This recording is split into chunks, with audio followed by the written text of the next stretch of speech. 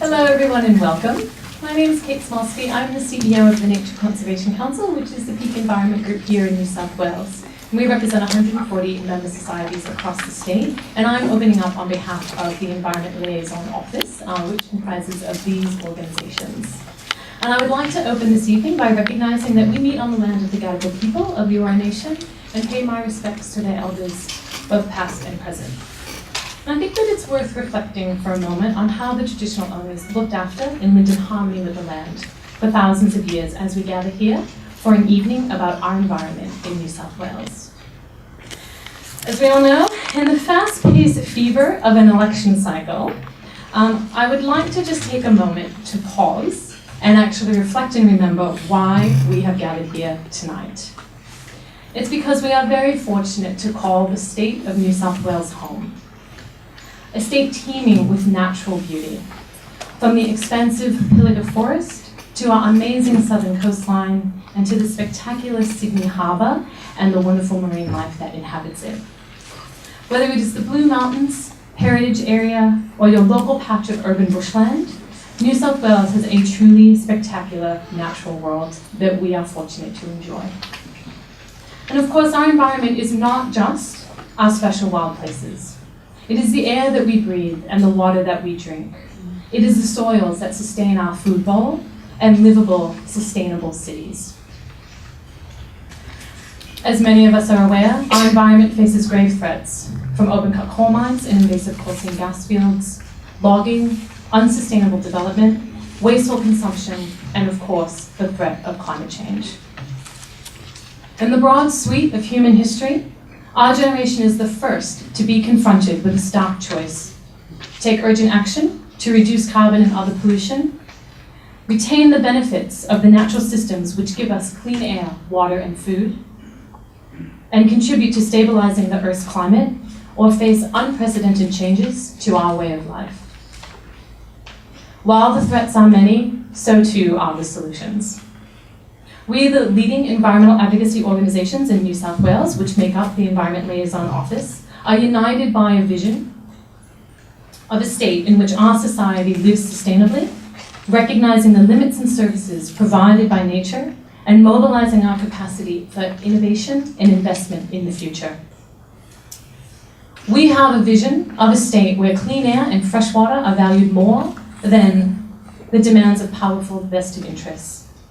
Our communities live within natural limits, using precious natural resources wisely and harnessing clean, renewable energy from the sun and wind. Where healthy forests, rivers, and oceans are populated by thriving populations of native animals. And where wild nature is valued for its own sake and for the inspiration and solace that it provides for so many from all walks of life. And where we don't throw away resources after a single use, but where we reuse and recycle. We firmly believe that the New South Wales Government has a critical leadership role to play in Australia's great capacity for innovation and investment and care for the environment. Our platform, which there are copies if anyone is interested, lays out our vision for the environment in 8 different areas. So if you've not gotten a chance to read it, I recommend you do. And we know, that's why we're all here tonight, that the urgent need to protect our fragile environment cuts across party lines.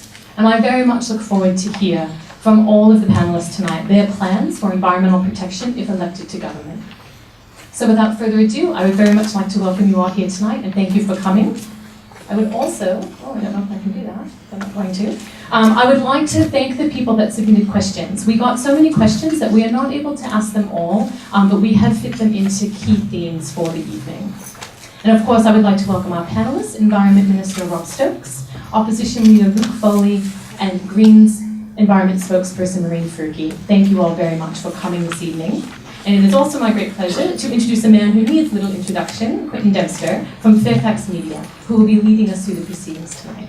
So thank you.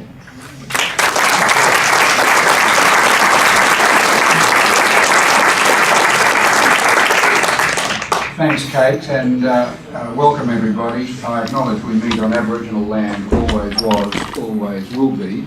The environment at last, 11 days out from the state election, from polling day, is getting a go. and we're delighted that our panellists have come forward. This is not a debate, I emphasise. This is a Q&A. We've got a politically, scientifically and environmentally aware audience here. So I'm asking all the panellists not to engage, to minimise their rhetorical flourishes for constituency reasons and all the prejudices we know which exist. What we're trying to do, and this is being audio and videotaped, is to get our panellists on the public record before the state election, both for policy clarity and also for accountability after the election. We find that with video recording nowadays that it's a very valuable aid to establish trust in government and it's hopefully lifting the standards of what we hope will be a restoration of trust in government after the appalling period we've been through in the history of New South Wales. We've got a lot to cover. Don White is our disciplined timekeeper. He's going to keep us to the couple of minutes we want to get to each subject we're covering, and as Kate has said, this is these questions have been compiled from all the participant groups here, honed down, so that we can get to the crunch, the points of difference between the major parties. We're covering biodiversity and land clearing, coal seam gas, marine conservation, logging in native forests, environmental regulation and performance of the EPA, impacts of coal mining and planning approval process, climate, national parks and wilderness, urban bushland, and if we've got time, dam proposals. We want to get out of here by soon after 7 o'clock. So let's start on biodiversity and land clearing. And we'll be alternating between the speakers. We won't have the same one coming up each time, so there'll be fairness in the proceedings. Over the past 200 years, New South Wales has experienced a marked decline in biodiversity, with more than 100 plant and animal species having become extinct. The government has recently received a report from an independent panel that recommends significant changes to our biodiversity laws, including repealing the Native Vegetation Act, removing the requirement to maintain and improve biodiversity, and increasing reliance on biodiversity offsetting. Question. The Coalition Government is about to embark on a massive rewrite of the state's biodiversity and land clearing laws. What must be done to guarantee that biodiversity, threatened and endangered ecological communities and threatened species are maintained or preferably improved under the new laws? And will you commit to rewriting biodiversity offsetting policy in New South Wales so there is genuine like-for-like offsetting standards, red lights that identify no-go zones, and less reliance on supplementary measures like monetary payment or mine rehabilitation in lieu of genuine physical offsets? Minister Rob Stokes. There's a lot to answer in 2 minutes, but thank you, Question. So, in the first place, there was the biodiversity review that indicated 43 specific recommendations. The recommendation in the Native Vegetation Act was just one. In fact, what they did recommend was that the state's biodiversity laws be properly integrated into what they call a Biodiversity Conservation Act. What's clear in the government response is that there cannot be a countenance of a return to any broad-scale land clearing. That's not something that we can go back to. What instead we need to focus on, I believe, is landscape level conservation benefits. We need to focus, and this was certainly something that the panel identified, is that there needs to be a significant increase in the amount of funding going into biodiversity programs. It's not enough just to have prohibitions. Instead, there has to be a proper funding of biodiversity restoration.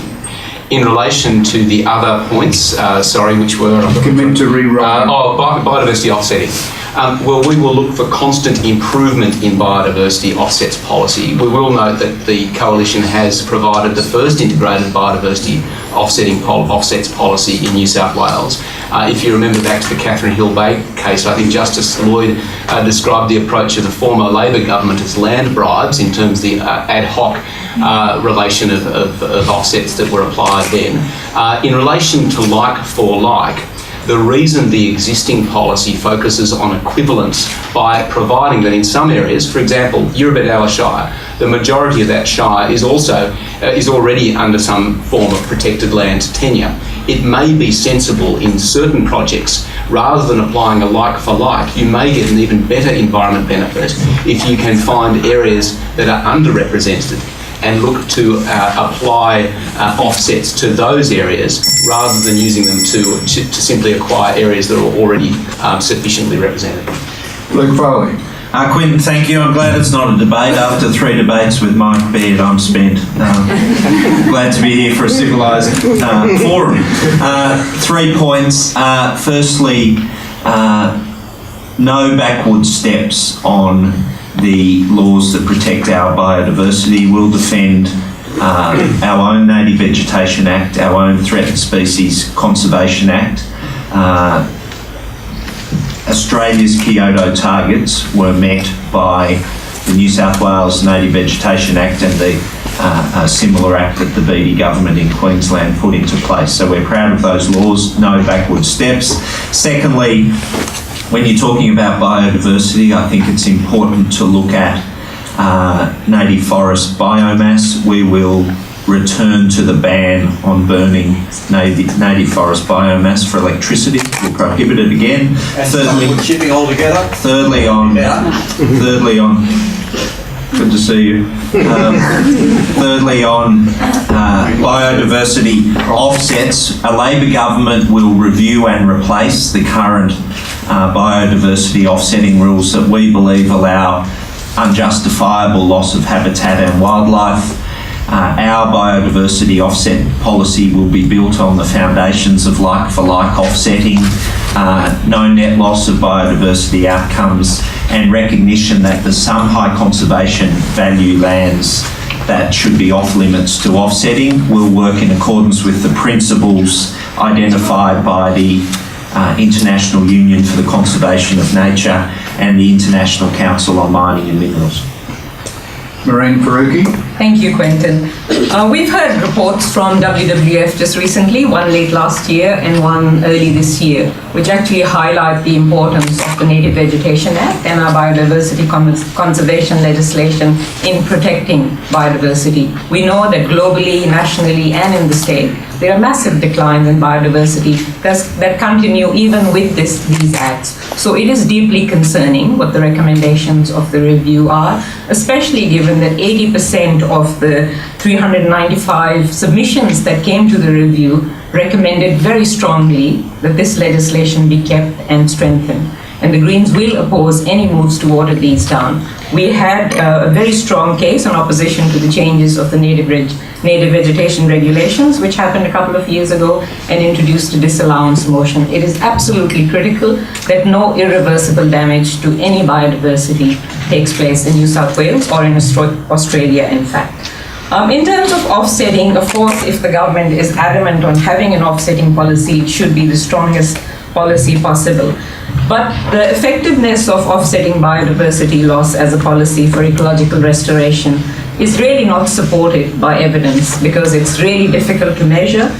There's huge uncertainties about recreating like-for-like biodiversity, and that the loss takes place over a long time lag. So it's really important, again, that we use the precautionary principle here and don't actually cut down and chop down high conservation areas. So the Greens believe that market-based processes and trading mechanisms such as biodiversity banking and offsets that trade off high conservation land for development lead to a net loss in biodiversity and must not be used.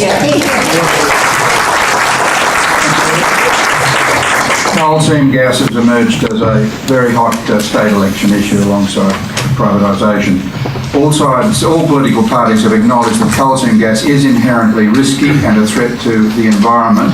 In the past 2 weeks, the Coalition has cancelled more exploration licences over Sydney, the Central Coast and the Northwest. The ALP has declared CSG-free areas in the Northern Rivers and Central Coast, and the Greens have maintained their stance to ban CSG completely. Moves by the major parties are welcomed by environmentalists, but do not go far enough, they say, to protect our land, water and communities. Question, what else will you do in the first year of the new Parliament to address community concerns about coal seam gas? What measures will you put in place to enhance protection for our water catchments, communities, farmlands and special natural places? First response from Luke Foley. Thanks, Quentin. First and foremost, we'll put in place a statewide moratorium on coal seam gas activity. That moratorium will remain in place until all 16 of the Chief Scientist's recommendations are implemented in full. We're not prepared to allow the industry to operate, to proceed, until and unless all of Professor O'Kane's 16 recommendations are delivered in full. Above and beyond that, we commit to a number of no-go zones that will be permanently off limits to coal seam gas activity. They include core drinking water catchments. We've identified the special areas of the Sydney Catchment Authority, and we'll work with local government authorities to ban coal seam and unconventional gas activity in the core drinking water catchments around the state. The 2 kilometre residential setback that this government has implemented, we commit to that, and today I announced further to that a 2 kilometre buffer around our national parks and our Ramsar listed wetlands. That is, there'll be buffers put in place where within 2 kilometres of national parks and Ramsar listed wetlands, that will become permanently off limits to coal seam gas and unconventional gas activity. Maureen Faruqi. So for the Greens, it's pretty clear that there are major risks with coal seam gas exploration and mining, revolving around contamination of groundwater or surface water, human health through the chemicals that are used in fracking, and also major risks to our fantastic productive agricultural land. So for us, we've been listening, going out there, traveling New South Wales, listening to what the rural communities have been saying, and there is no teetering around the edges for the Greens. There is only one way to stop this industry, and that is to ban coal seam gas exploration and mining across New South Wales. We are unequivocally opposed to this, and we will be introducing legislation in the next term of Parliament for a permanent ban on all coal seam gas mining across New South Wales. And I call on the other parties as well to join this and protect our land, our water, and the future of our generations. Yeah. So we will continue with our work in the voluntary buyback of the exploration licences that had been given by the previous Labor administration. We inherited a situation where about 60% of the state was covered by coal seam gas exploration licences. Due to the action so far, we've reduced that down to about 11.5% of the state. So more than 75% of those exploration licences have now been brought back. Like Luke, we will commit to fully implementing the recommendations of the O'Kane review, and that effectively, in so doing, we endorse a precautionary approach to this industry, that until the serious questions about things like seismic impacts, about biodiversity loss, about fugitive emissions, and I know that there's a study currently underway into the impact of fugitive methane emissions from coal seam gas activity, and also the serious questions about impacts on groundwater. Until all those issues are resolved, we won't be proceeding with any further exploration licences. Is that a cast iron Okay, that's it. I'm sorry. Well, I think that's what measures will you put in place to enhance protection for our water catchments? I think you've answered that. Okay. Marine conservation. More than 80% of New South Wales residents live near the coast. Our coastal lifestyle, which is core to our identity, depends on a healthy environment. Marine sanctuaries, which provide a similar level of protection as terrestrial national parks, are overwhelmingly popular.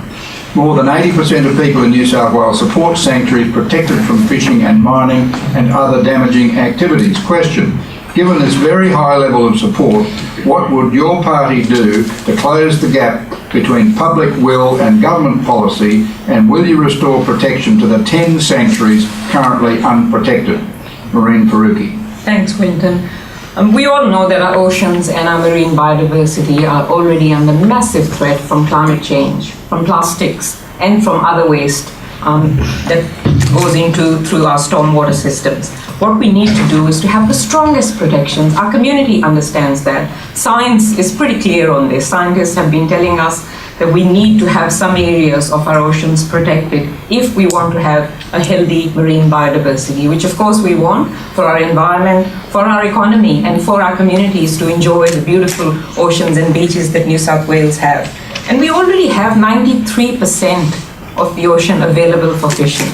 So it was pretty concerning and I think pretty damaging for the government to have the amnesty about 2 years ago without any scientific basis, and then to remove parts of it but not all of it. So the Greens are committed to restoring full protection to our sanctuary zones, as the science tells us, as the community tells us, and as many fishers tells us as well. I have so many friends up in the mid-north coast who fish, and they completely understand the importance of fully protected sanctuary zones to be able to have healthy fish within the ocean. But the Greens actually want more than this. For us, we have a clear policy that commits us to protecting ecologically significant areas of the marine environment in a system of comprehensive, adequate, and representative marine parks. And we want 30% of each representative marine ecosystem and bioregion to be fully protected in no-take sanctuary zones. I think we have to move that way because we know that climate change is upon us. And unless we take that approach, we are really in for massive irreversible damage.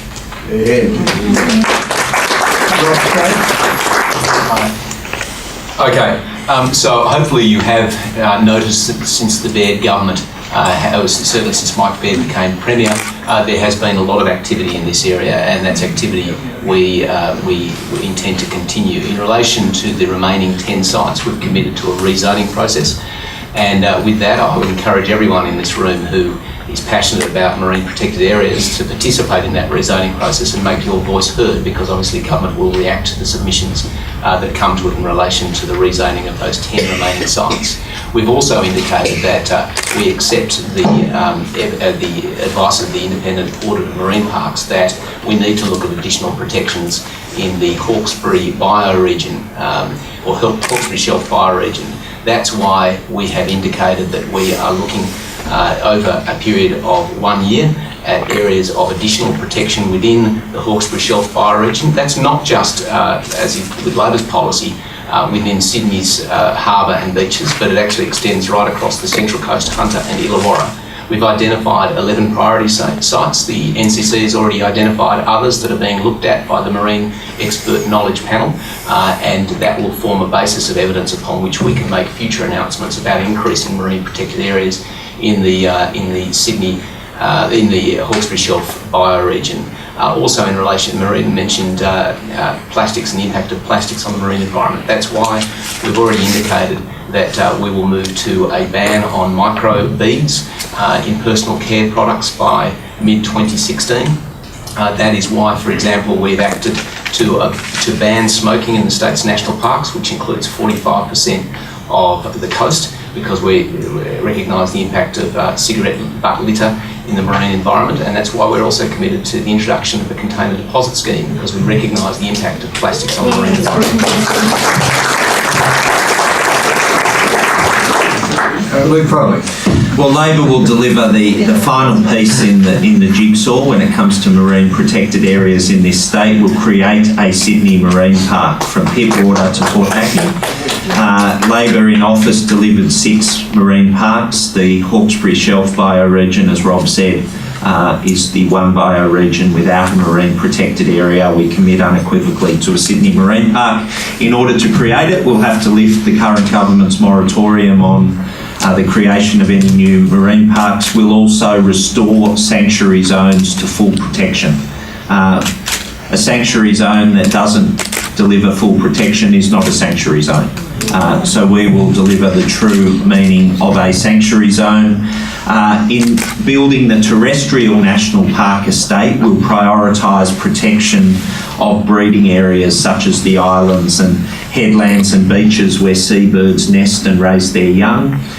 We'll re-establish a New South Wales Coastal Council. We'll establish a Healthy Rivers Commission with a focus on restoring our rivers to health, and we'll reinstate the protections for the grey nurse shark and ask the threatened species the scientific committee rather, to examine a potential listing for the Hawksbill sea turtle. Logging in native forests. New South Wales taxpayers subsidise the native forest logging industry to the tune of millions of dollars every year. The pressure to fulfil unrealistic... ...to more plantation timbers. It's very clear that is the future in terms of the timber harvesting industry. We certainly need to work with the federal government to identify more tax incentives for investors to invest in hardwood plantations. One of the challenges we've had is that the existing tax incentives have only supported the development of softwood plantations, which has created the pressure, if you like, to go after particular species in our native forests, in particular blackbark. So that is certainly something I note and agree with. As part of the remake of the integrated forestry operations approval, we are committed to no loss of environmental standards, but we're also committed to meet the contracts that have been previously entered into. However, where that cannot be done, we've already demonstrated that where that can't be done, we will move to buy out the existing contracts, as we did with Boral on the north coast. Policies that is burning forests for electricity, cable logging, thanks very much. Now you're going to continue business as usual with the wood chippers. Thanks very much. Happy to. Yeah, quickly. In relation to, there's been some talk about this supposed cable logging trial. Can I just say in relation to that, there is a proposal that has been put forward. Nothing has come to me as yet. What I will say is in relation to any purported trial in relation to cable logging, straight away, I'd like to rule out that it would occur in any areas that hadn't previously been subject to logging. And I will also say, in keeping with my responsibility and my commitment to ensure no loss of environmental standards, it would be difficult to conceive of a proposal in logging slopes of greater than 30 degrees where that would be able to be done in a way that didn't involve a loss of environmental values. Obviously, I can't prejudge a proposal before I see it, but hopefully I've given you some indication of the attitude I'll take towards a proposal if it does in fact come.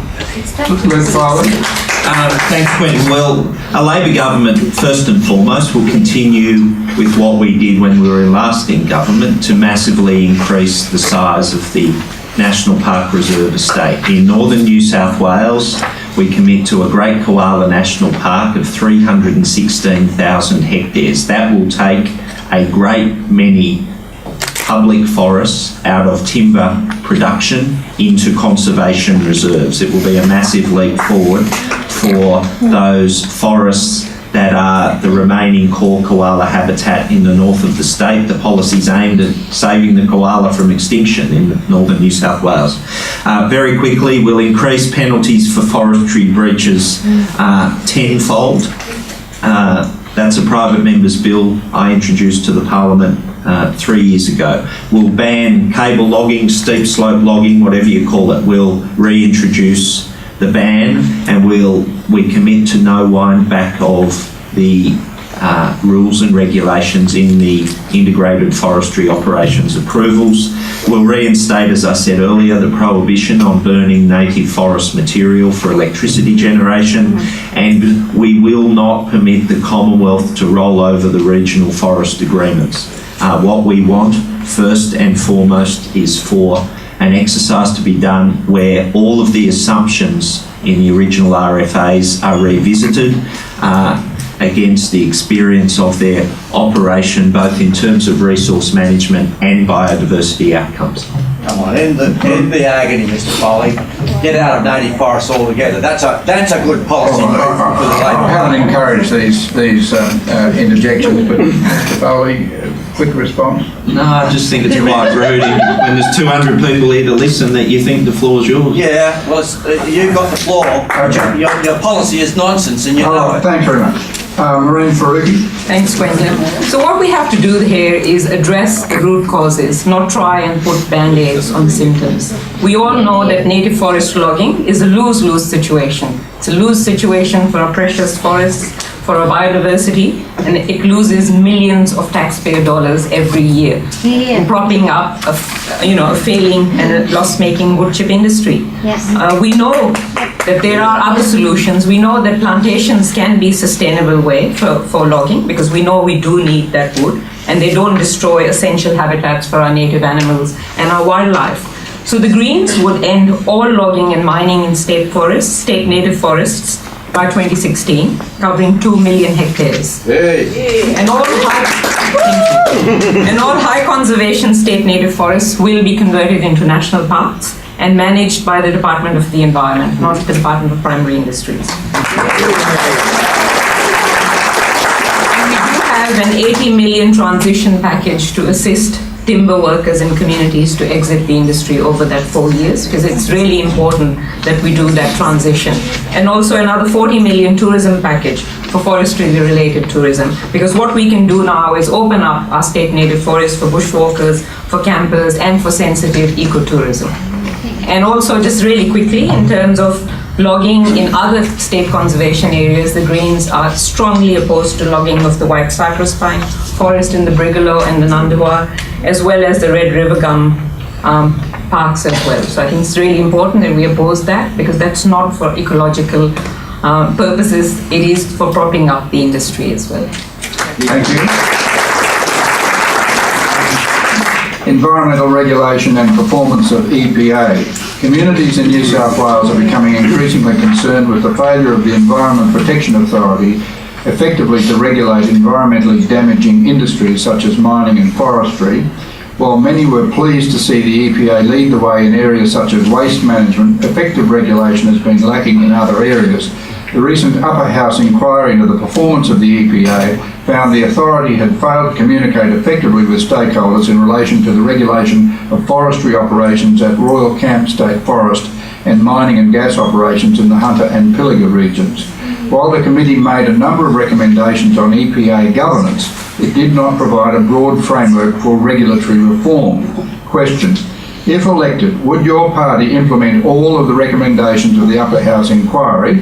What additional changes would you make to ensure that environmentally damaging industries such as the mining and forestry are effectively monitored and environmental breaches are adequately prosecuted and remedied? Would you support increased fines for threatened species breaches under the National Parks and Wildlife Act 1974 and restoration of third-party rights to enforce environmental protection measures under the Forestry Act 2012? Luke Foley. Thanks, Quentin. Well, I established the Upper House inquiry into the EPA after working with numerous community organisations and environmental groups on the ground over the last few years. I think the inquiry performed a very valuable exercise in shining a light on the work of the EPA. The central overarching recommendation for better governance of the EPA, removing the current situation where one person is both the chairperson and the CEO, in other words, not accountable to a board, a governance board, offends every principle of corporate governance in this country. We absolutely commit to separating the officers, roles of chair and CEO of the EPA. That will deliver proper corporate governance. The CEO should have a proper performance management agreement, the board with the CEO. We think that's vitally important. There's a number of other things I've already talked about tonight, increasing tenfold the penalties for illegal forestry activities we commit to. The Royal Camp State Forest, I've seen enough. I've been there on several occasions. It's a very important public forest near Casino in the north of the state that provides critical habitat for koalas, yellow-bellied gliders and other threatened species. We will bring that into the National Park Reserve Estate, the Royal Camp State Forest. So there are a range of actions we take in response to the recommendations of the Upper House inquiry that we established. I worked with Maureen on it and members from all parties. I think it's been a valuable exercise and can and will improve the operations of the EPA. One last point I almost forgot. Coal dust pollution, we'll give a reference to the Chief Scientist. If she says cover the wagons in the interest of human health, we'll do it. Thank you. Maureen Faruqi? Yes, I have the pleasure of sitting on the inquiry as well, and it was, like Luke said, a very valuable inquiry, and it did make some good recommendations. And of course, we'll be supporting all those recommendations. But again, I think it was essentially tinkering around the edges of a few specific cases. The Greens introduced a range of recommendations and amendments, 58 in all.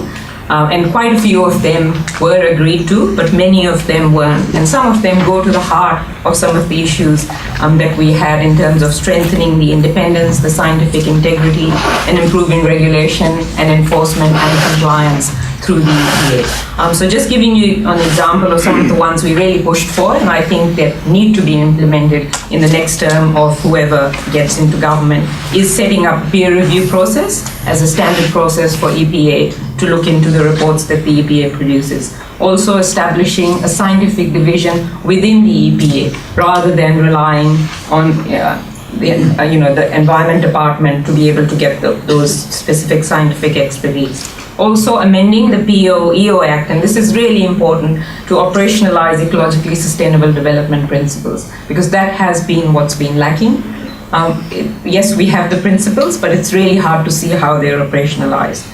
As well as having a program where the EPA can actually implement a regular program to sample the data that is provided by the environmental protection license holders. We know that the protection license holders, the companies, provide that data, and there's no way of independently actually checking that monitoring data. And that has been a clear issue.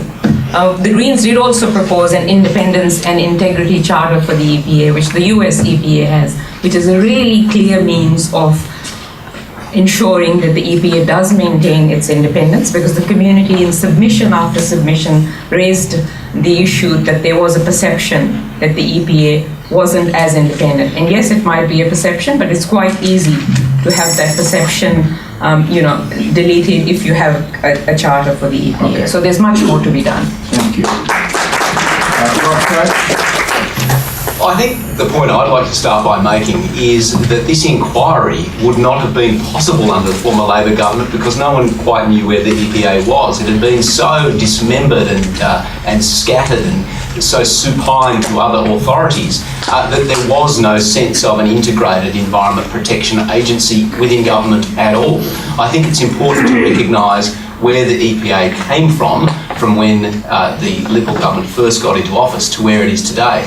In the last 2 years alone, we've seen a 20% increase in the recurrent budget for the EPA. We've seen an increase in staffing. We've seen an increase in enforcement options available to the EPA. We've seen a tenfold increase in the quantity that can be issued under a PIN, penalty infringement notice, to being the highest in the nation. I noticed Luke's comment in relation to increasing forestry penalties. Well, we're already committed to review forestry penalties as part of the integrated forestry operations approval, and I think there is capacity to increase penalties by far more than 10 times. 10 times would only bring them up to $3,000. With other penalty infringement notices, we're at $15,000. So I think there is extra capacity to look at increased penalties there.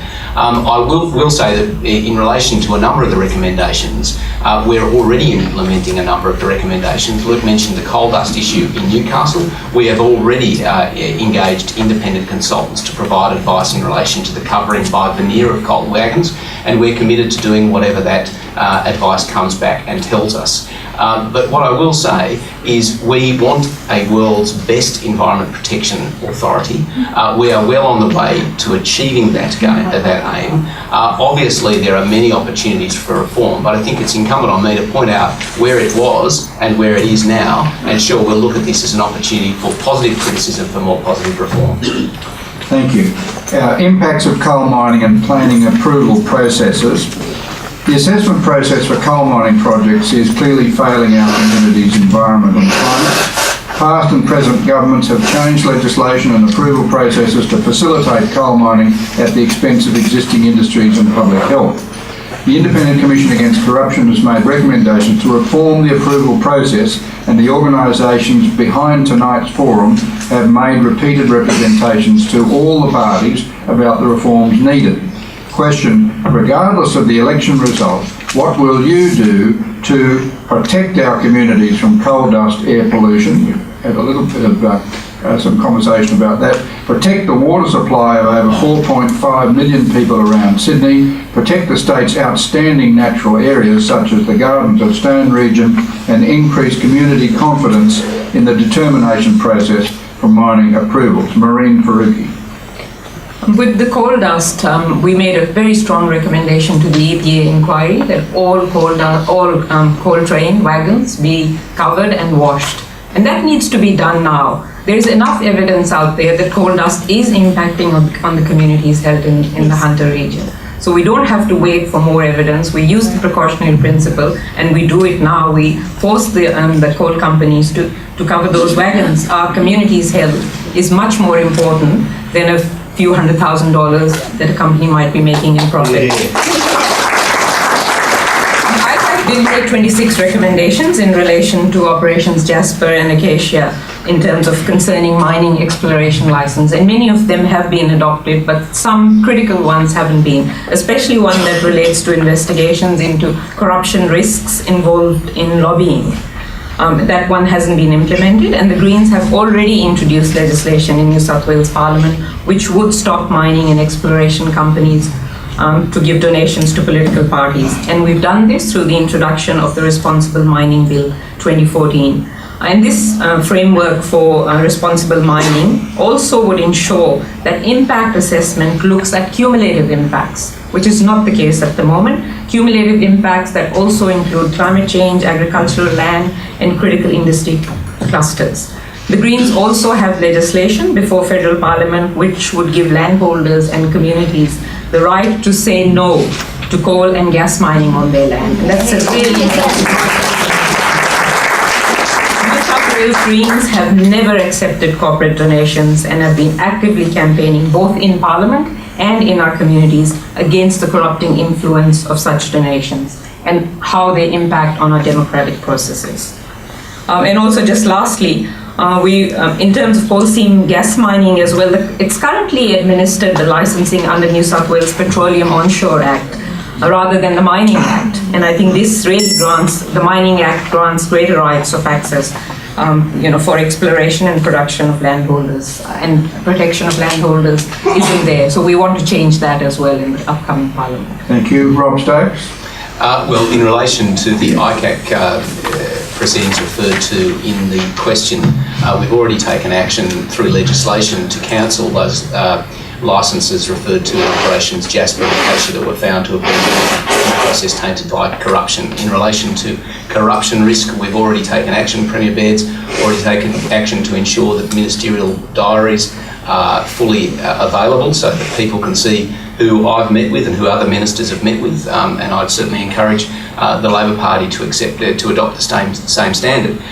In relation to the air quality issue, the New South Wales government is currently leading the development of the Ambient Air Quality National Environment Protection Measure review in anticipation of the Clean Air Agreement that's due for adoption by the 1st of July 2016. We've already started that process in relation to diesel emissions from cruise ships. We're looking at diesel emissions from a whole range of non-road sources, including from mining operations. In relation to coal dust, we've got, as I've already mentioned, work currently going into looking at the impact that covering coal wagons from a veneer would have in terms of air quality in the Hunter. Luke Foley. The first and most important point is that we'll repeal the SEP, the State Environmental Planning Policy that was introduced by Ministers Hazzard and Harcher a couple of years back, that go to the process for dealing with major mining applications to seek approval for a new mine or the extension of an existing mine. That elevated the economic value of a project above the social impacts and the environmental impacts. We believe in a genuine triple bottom line assessment that treats the environmental and the social impacts of a proposed new mine or proposed mine extension equally with the economic dollar value of the project that is seeking approval. The Legislative Council saw the Labor Party, the Shooters and Fishers Party, the Greens Party and the Christian Democratic Party all vote for the repeal of that SEP. That SEP remains today. Labor in government would repeal it. Can I say the difficulty I have with the suggestion that individual landholders should be allowed to say no to coal projects. If you apply the same principle, farmers would be allowed to say no to the native vegetation laws in this state. I lead a left of centre political party. I'm a collectivist. I believe our native bush and the mineral resources of this country belong to society as a whole, not to individual property owners. So when it comes to questions of mineral extraction or retention of our biodiversity, our native vegetation, I believe these are community assets, communal assets, and questions for society and government as a whole. When it comes to the 26 recommendations of the ICAC report reducing the opportunities and incentives for corruption in the state's management of coal resources, we do commit to implementing all of them. Those that haven't been implemented, we commit to. Thank you. Climate. 2014 was the hottest year on record globally. Extreme weather events and heat stress are already taking a toll on people, animals and plants, as well as placing pressure on infrastructure and agriculture. Recently, the Climate Council ranked New South Wales in 5th place behind South Australia and Victoria in terms of new renewable energy generation. What will your party do? Question, what will your party do to reduce the state's emissions and mitigate the effects of climate change? Also, what will you do to encourage the federal government to adopt and implement a strong emissions reduction target? Rob Stokes. Well, thank you. In relation to the question, I will note that the New South Wales Government has a clear role in leading work to adaptation to climate change. Mitigation is a fundamental role of the federal government. That's been agreed through COAG processes. Nevertheless, we recognise the need to do what we can to lead in mitigation as well. In terms of adaptation, we're investing currently about $10 million into world-leading research into the impacts of climate change, and through the NARCLIN research, for example, that is world-leading research in terms of fine-grained, sort of granular research into the impacts of climate change and the likely impacts over the horizons to 2030 and 2070 across communities across New South Wales, down to a 10-kilometre grid. So that work is literally world-leading. We're working with the climate group to identify new opportunities in the state to lead through innovation. But in terms of mitigation, there are two clear ways in which we are leading. One is through, they're through renewable energy and through energy efficiency, and we've got two action plans that are related to each other. We recognise that in terms of transitioning to a low-carbon economy, the first thing we need to do is become more efficient in the way in which we use energy. That's why we've committed more than $350 million towards energy efficiency program, and for the first time have clear targets for government agencies in terms of their emissions intensity of their operations. I was fascinated with Labor's announcement, which just today in relation to energy efficiency, which related to light bulbs, which is sort of something we were doing 10 or 20 years ago. There's far more we can be doing in the energy efficiency space, which is what we're doing in New South Wales. We seek to emulate California, which since 1971 has seen energy demand stabilise while their economy has grown more than 22 times. That decoupling of economic growth from energy use.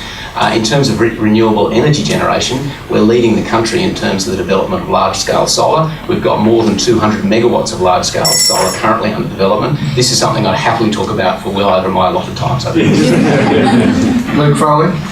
Thanks. Look, when it comes to energy policy, the first and most important thing we'll do is retain the electricity network in public ownership. It's not possible to facilitate the energy system this state needs, the shift to decentralised solutions, increasing the share of renewable penetration if we sell the network to a private owner. A private owner, understandably, will be focused on selling more electricity. We're about the public policy goal here of affordable and clean energy for people and businesses in this state. In Germany, authorities are buying back their electricity grids because of the national commitment to increasing renewables in that country. So keeping the network in public hands is essential. Battery storage is coming. It will do to the electricity grid what email's done to Australia Post, and a smart government will own the network in order to build the energy system of the future with decentralised solutions, building in the ability for people to generate and store and share their own electricity. I announced today a range of initiatives in this space. We'll legislate the state's 20% by 2020 renewable energy target in light of the uncertainty at the federal level. With respect to Rob on his point about energy efficient lighting, the commitment we make today is an additional commitment. We're not seeking to replace the good work that Rob has brought to bear in the energy efficiency space. We're going further with an additional commitment to roll out energy efficiency lighting across all of New South Wales's public hospitals that were highlighted in an audit a couple of years ago as not being where they should be on energy efficiency. We'll knock over the draconian restrictions on wind farms. We'll establish an Office of Renewables in the Department of Premier and Cabinet. We'll create a Hunter Renewables Hub that we announced during the Hunter by-elections last year, and a fair price for solar. If you're generating energy through household PV and you're exporting some, the IPAT recommended rate should be mandated. You should receive it, no ifs, no buts. So we all know that burning coal is the single largest cause of global warming in the world today.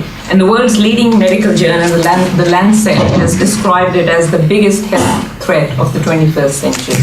New South Wales is the highest emitter of greenhouse gases in Australia. Yes. And in addition to that, we're going to dig up and ship out millions of tons of coal every year so that it can be burned elsewhere and produce massive greenhouse gases. So it is incumbent upon us to make sure that we not only adapt to climate change, but really be serious about mitigation. And to do that, we have to have the courage to move away from fossil fuels and invest in renewable energy.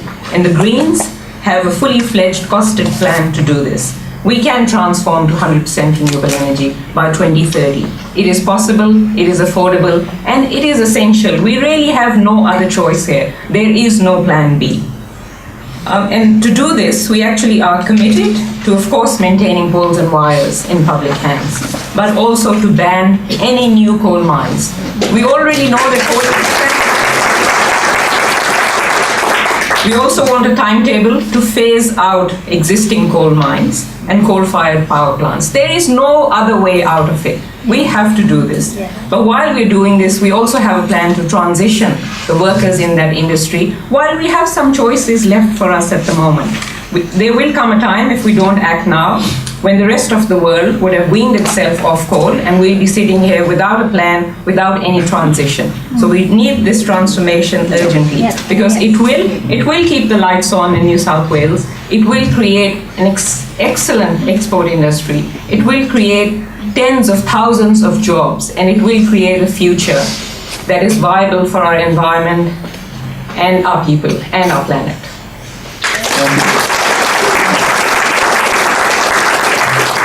National parks and wilderness.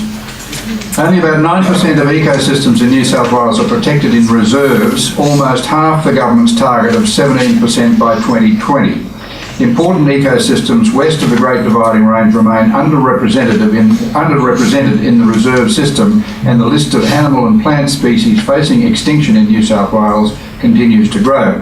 Even a species as iconic as the koala is at great risk of extinction in parts of the state if urgent action is not taken to reduce threats to its survival. Changes to the management of existing reserves means that high-impact activities, including grazing, logging and horse riding, are now being trialled in our protected areas. Question: if elected, will a government led by your party protect at least 17% of the state's high conservation lands in national parks and nature reserves by 2020? If not, why not? How will you manage protected areas into the future so conservation continues to be the primary focus of protected area management? Luke Foley. Well, we'll continue to do what Labor at its best always does, increase the National Park Reserve estate. 3 million hectares added to the National Park estate during the last period of Labor in government. This government in 4 years has increased the National Park estate with some welcome but small additions totalling 80-odd thousand hectares. It would take the coalition 142 years at this rate to do what Labor did in 16. Park, 316,000 hectares. We want to continue to increase the reserve estate in the far west of New South Wales. Particular focus on the Paru-Darling to bring into the reserve estate those pockets of native vegetation that remain, which are refuges for our native bird life. The current budget this year for land purchases to bring land into the National Park estate is $2.5 million. Today I committed $150 million over 4 years for acquisitions to the National Park estate. That will allow the next Labor government to make massive additions to the reserve estate in New South Wales. Secondly, we will not permit commercial logging, amateur hunting and grazing of hooved animals in our reserve estate.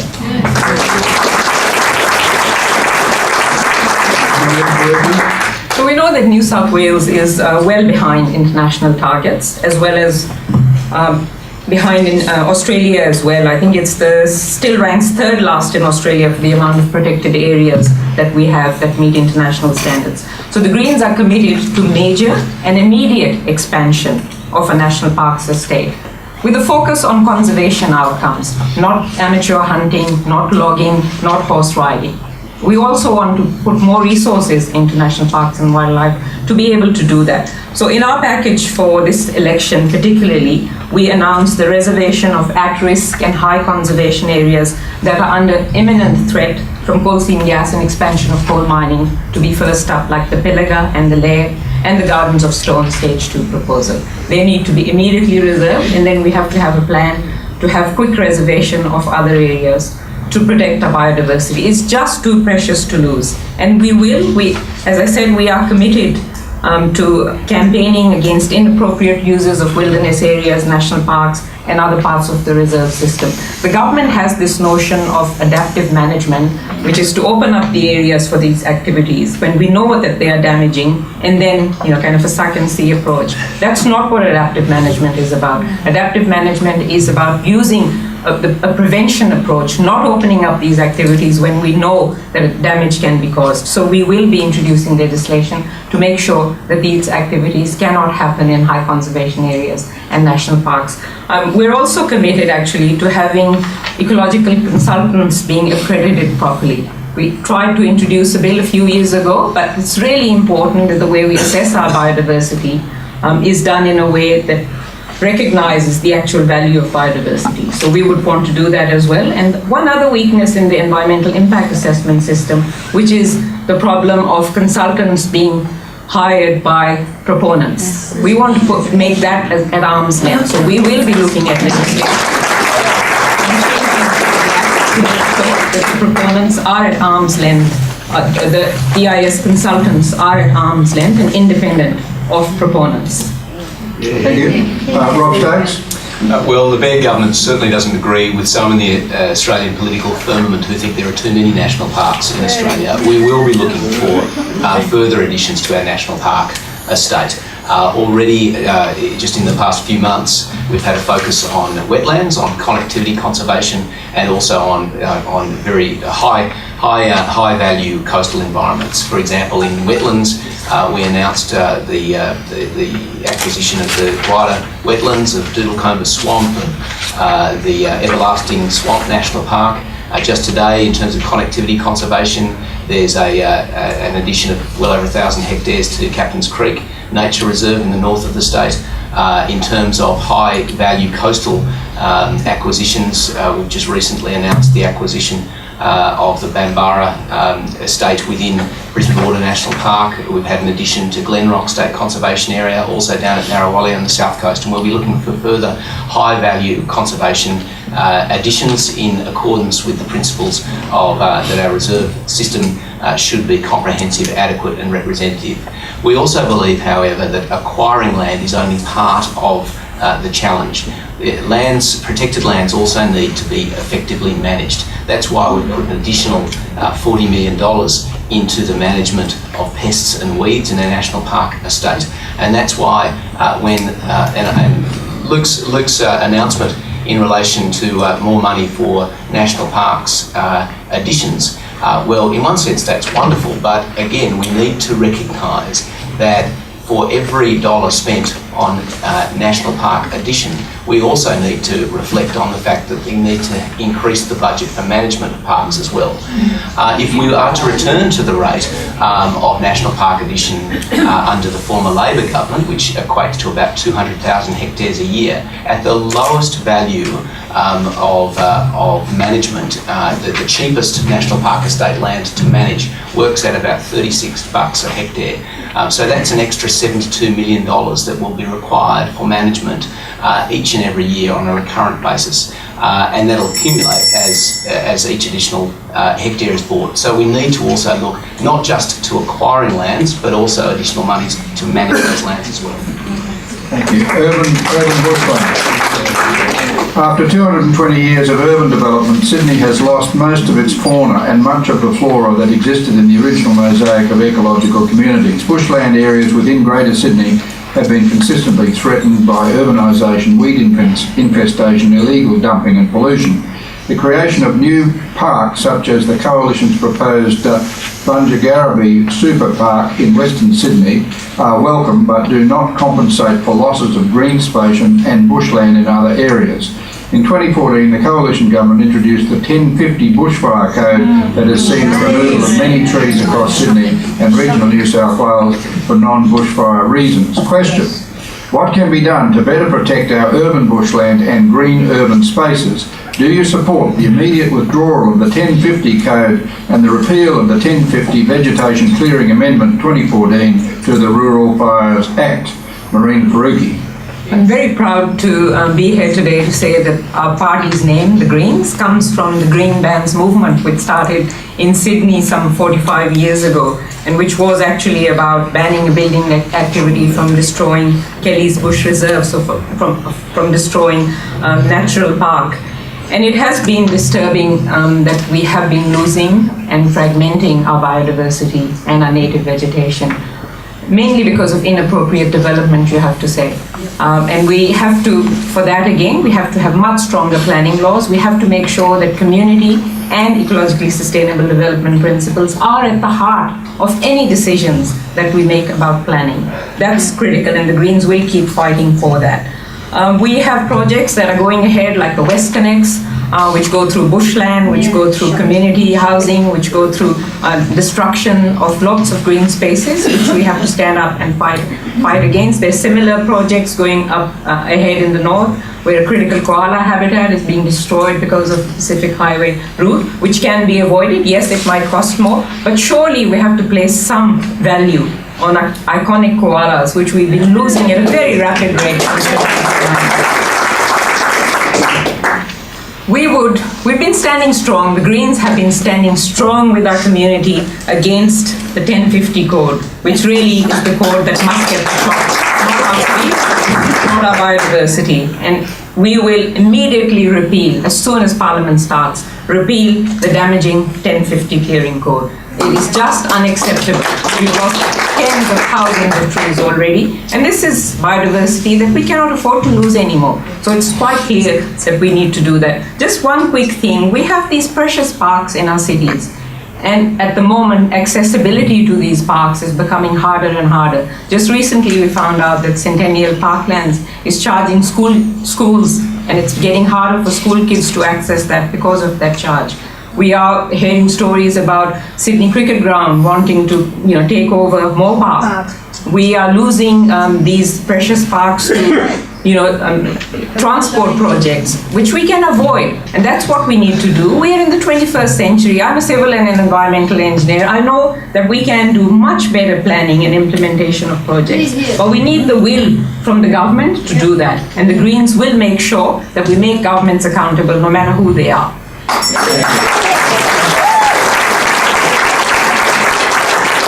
Rob Stokes, will you start on 1050? Yeah, on 1050, so obviously there were concerns in relation to 1050. It was well intentioned. It was clear it was open to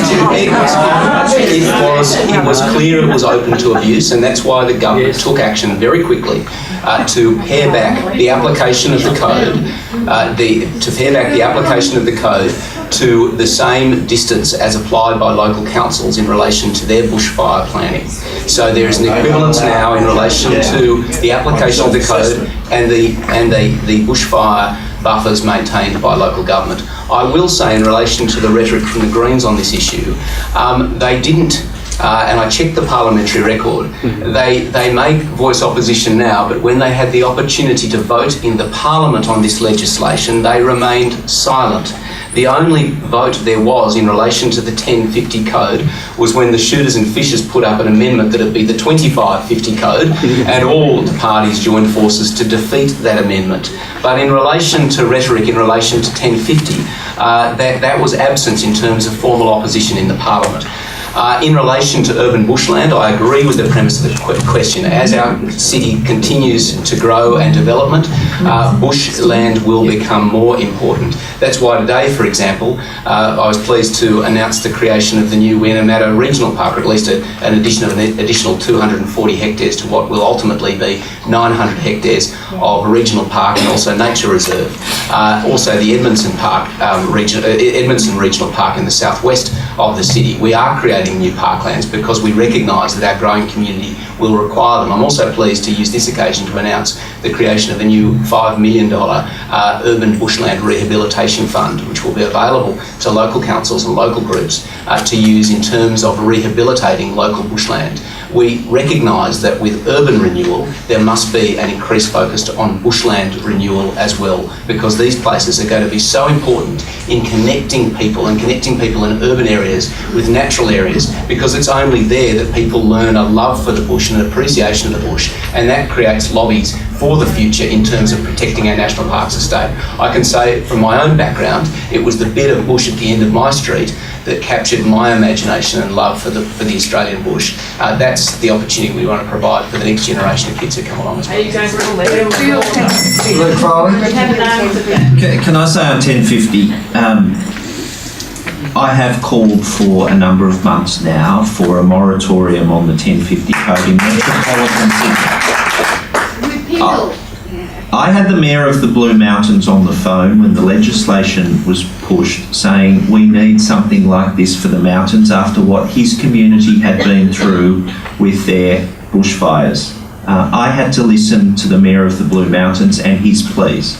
Clearly there was an overreach contained in the legislation. I will accept a share of responsibility. Labor voted for it in the Parliament. I won't lay all of the blame at the feet of the government. Michael Daly did make a strong speech in the lower house that warned against potential knock-on consequences of this, seeking assurances from the RFS and the Emergency Services Minister. It became clear that there were very damaging consequences from that legislation in metropolitan Sydney. That's why we've called for the repeal of the 1050 code in metropolitan Sydney. There are still some provisions that are necessary for the Blue Mountains, frankly, given what they've been through. There's a range of different urban bush matters raised by Rob and Maureen. Let me deal as quickly as I can with a couple from my perspective. Maureen raised the Pacific Highway in the north of the state. It's tremendously damaging that the Minister's preferred route is ploughing through a koala colony. We said we want to reroute it, use the existing route. That will be subject to costings, ensuring value for taxpayers' money. But I've been to the Blackall Ranges there with the Friends of the Koala. We have to do better than ploughing the Pacific Highway upgrade through a koala colony. Urban bush isn't just about Sydney. In the Tweed, we've committed to the protection of Lot 490, which is tremendously important. Prioritising koala conservation reserves will involve limiting urban expansion in the north of the state. In Sydney, Labor did establish the Western Sydney Parklands. I welcome the announcement that Rob, or was it Mike, or both of you made last week about the Bungarraby. Thanks, mate. Thanks, mate. Encourage you all to visit. You know, we all ought to be working to extend those pockets in Sydney that protect native vegetation and native bush. To that end, I've announced a focus on perhaps the most iconic bit of bush on Sydney Harbour, Mrs Macquarie's Point, that we would take the tourist buses away from there, turn the road 100 metres up and reclaim Mrs Macquarie's Point for nature with urban with native plantings there to return Mrs Macquarie's Point to the people and to nature. Thank you. What about Last one. diesel side land release? We've got time.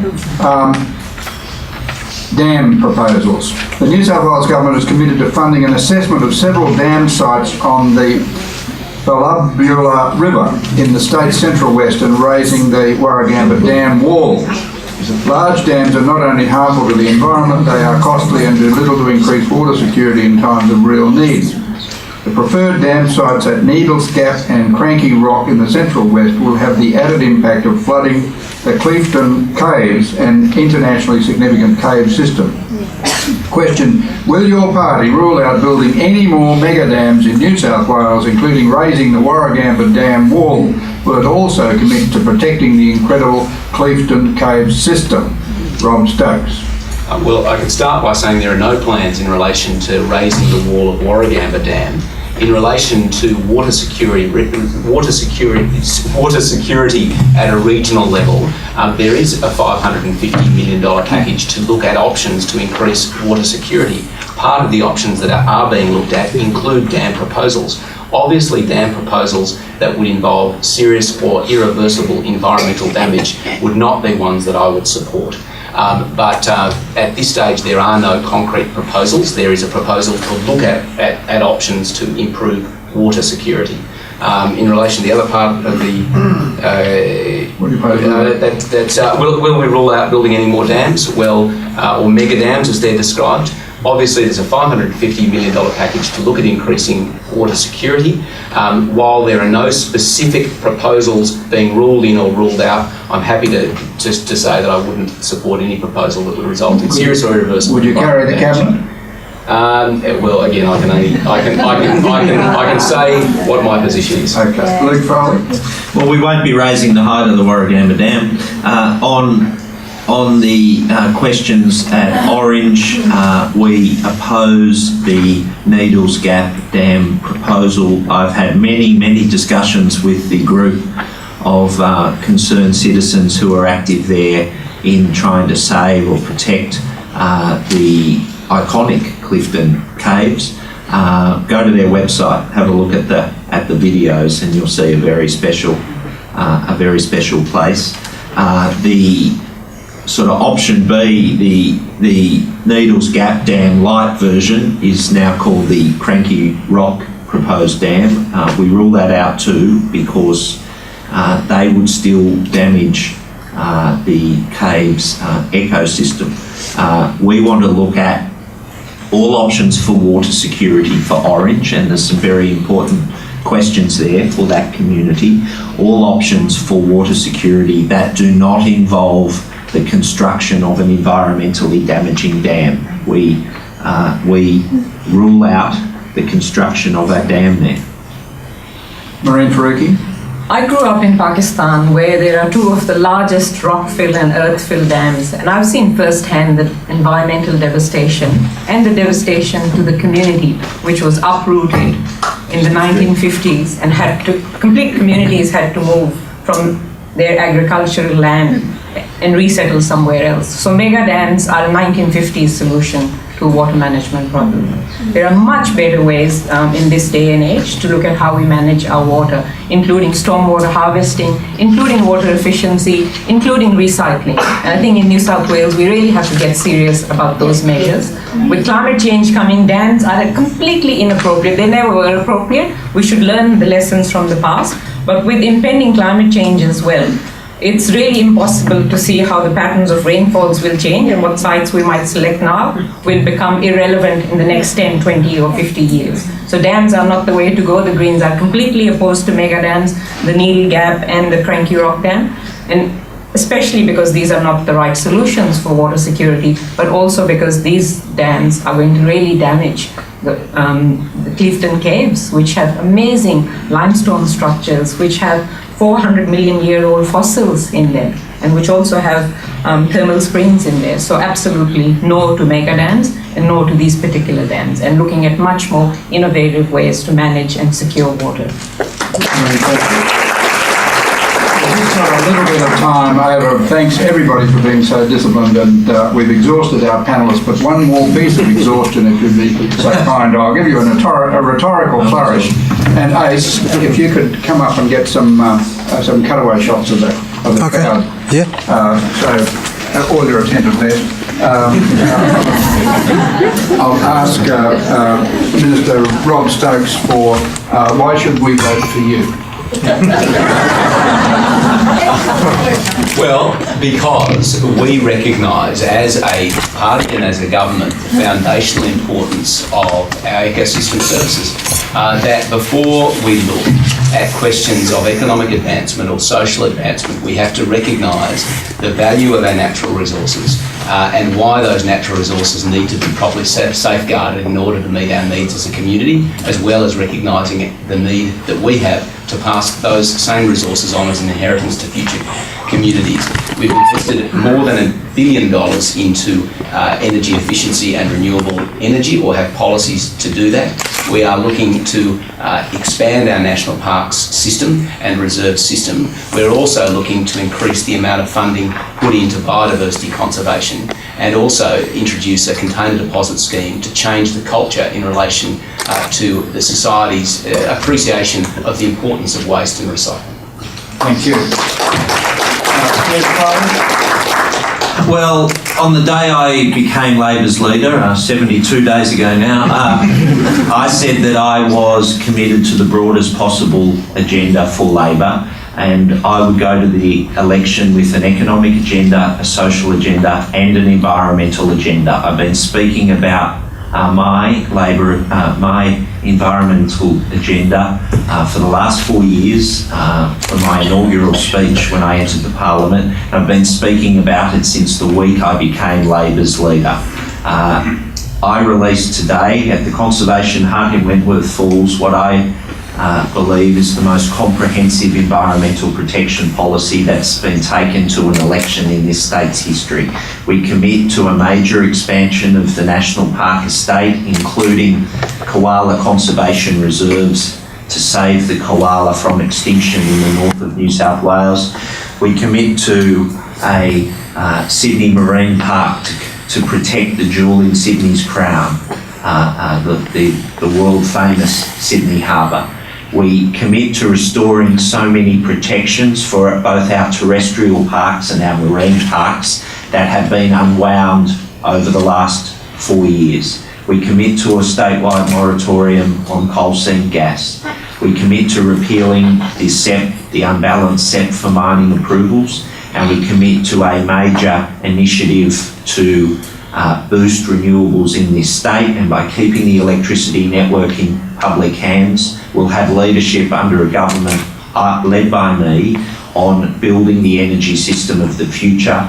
With battery storage, it will change the game. People will be able to move to decentralised solutions, generate their own electricity, store it and export it as well. So I believe Labor stands at this election with the most comprehensive suite of environmental protection policies that a major party's ever taken to an election in this state's history. Thank you.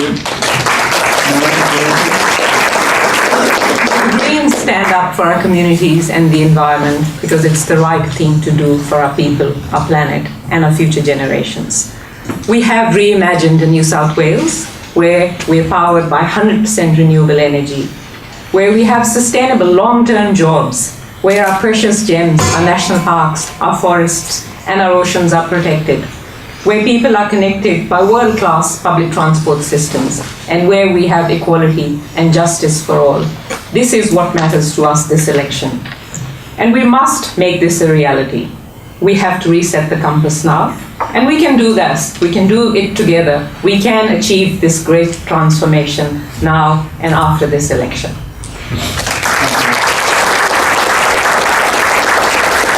On that, I think we call it a wrap.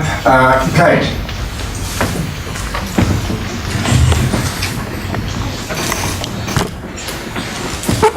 Thank you so much. First, I'd like to thank all of our panelists. Thank you very much for coming tonight. Thank you for sharing the details of your policy platforms. Certainly a lot for us to digest. And thanks very much to Quentin for leading us through the proceedings this evening.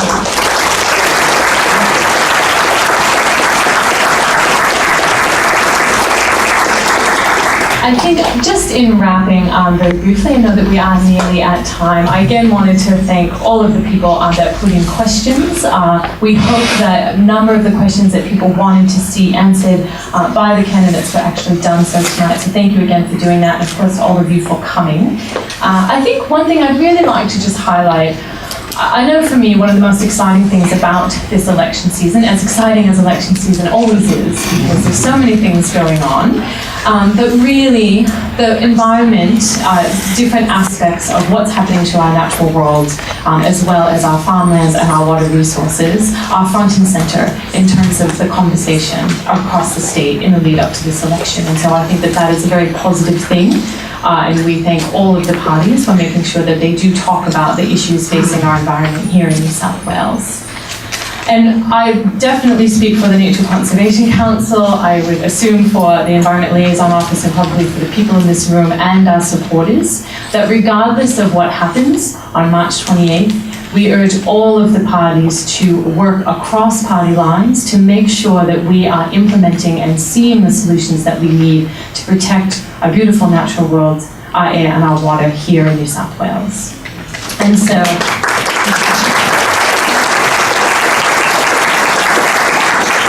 I would like to just take a few minutes on thank yous. I very much would like to recognise the Environment Liaison Office, the 9 groups that worked to put this event together and work for protection of our environment here, as well as many of the supporters of those groups. And they are all here in the front row with us. You can see their logos. We have the Nature Conservation Council, of course, the National Parks Association, Central West Environment Council, the North Coast Environment Council, Total Environment Centre, Coalong Foundation for Wilderness, the Blue Mountains Conservation Society, the Wilderness Society, and the Southeast Region Conservation Alliance for New South Wales.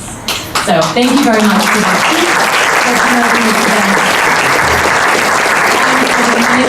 that they do in working to protect the environment here in New South Wales. One person that I in particular do need to thank is Sarah Loan, the Environment Liaison Office, which without all of her amazing work in putting this event together, it would not have happened. So thank you very much to Sarah. So thank you all so much for coming. That is a wrap of our evening tonight, and we hope that you all get home safely. And do be sure, if you do not have a copy, it is not just the work of the 3 people up on this panel to make sure that the environment is front and center, both for the environment and beyond, but it's the work of all of us. So if you have not yet spoken to the candidates in your area, please do so, both now and certainly after the election. So thank you for coming.